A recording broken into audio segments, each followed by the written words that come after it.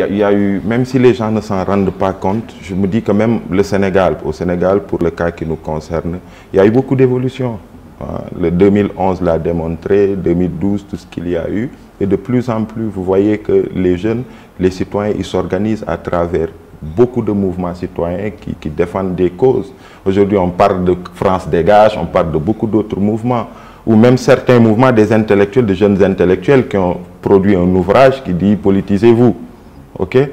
Donc je pense qu'il y a des mutations qui s'observent en Afrique. Il faut juste savoir les disséquer et savoir les sentir. Donc voilà. Maintenant, après, il y a parfois des causes qui peuvent mobiliser sur une période, des causes qui sont assez fortes, qui peuvent mobiliser. Voilà. Mais sinon, au-delà de ça, les citoyens sont de plus en plus regardants sur différentes questions, différentes problématiques, notamment sur la question de l'accaparement des terres et beaucoup d'autres questions où les citoyens ils s'organisent et tout.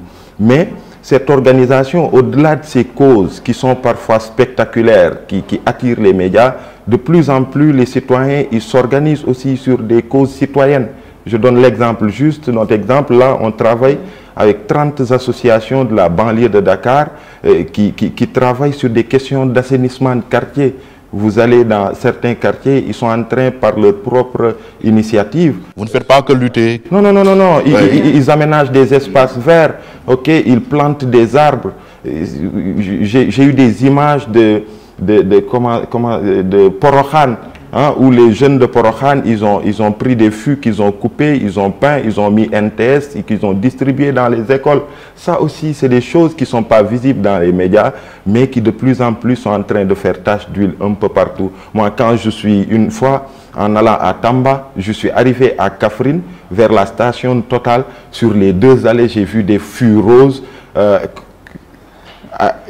où on a peint NTS. Et quand NTS, nouveau type de Sénégalais. Nouveau type de Sénégalais. Je me suis arrêté, j'ai dit, mais c'est qui ces gens qui ont fait ça? On m'a dit, non, il y a un esprit Y'en a marre ici, qu'on ne connaissait même pas. On a dit, mais il faudrait qu'on les rencontre. Ok, à Bignona, une fois, il y a un esprit Y'en a marre. Je pense que c'est Walfadjiri qui nous a donné leur contact, parce qu'ils se sont levés sur des causes citoyennes qui la radio a relayé. Et un gars, il parlait, il dit, je suis coordonnateur de Y'en a marre à Bignona. On dit, mais c'est qui ça? On a appelé à Walfadjiri, on nous a donné son contact. Pour moi, au-delà de l'aspect contestation, on va continuer de le faire, on va continuer de se mobiliser. Mais ce qui fera changer l'Afrique, ce qui transformera l'Afrique, c'est toutes ces dynamiques citoyennes qui foisonnent un peu partout au Sénégal, en Côte d'Ivoire et ailleurs, et qui vont vraiment, à un certain moment, tirer nos dirigeants vers le haut. Parce que l'Afrique est malade de ses dirigeants, c'est ça le problème. Il faut qu'il y ait cette masse critique de citoyens, et c'est l'un des objectifs des mouvements comme les nôtres, d'avoir cette masse critique de citoyens quand même qui puisse amener les dirigeants à être à la hauteur de nos peuples. Et c'est ça qu'on a dit à Barack Obama quand il est venu à Dakar et qu'il a voulu nous rencontrer. On lui a dit, on ne croit pas à l'aide publique au développement, on ne croit pas à tout ça. L'Afrique, nos soucis, c'est nos dirigeants qui ne sont pas à la hauteur de nos peuples, sur les questions de gouvernance, des ressources, sur beaucoup de questions comme ça.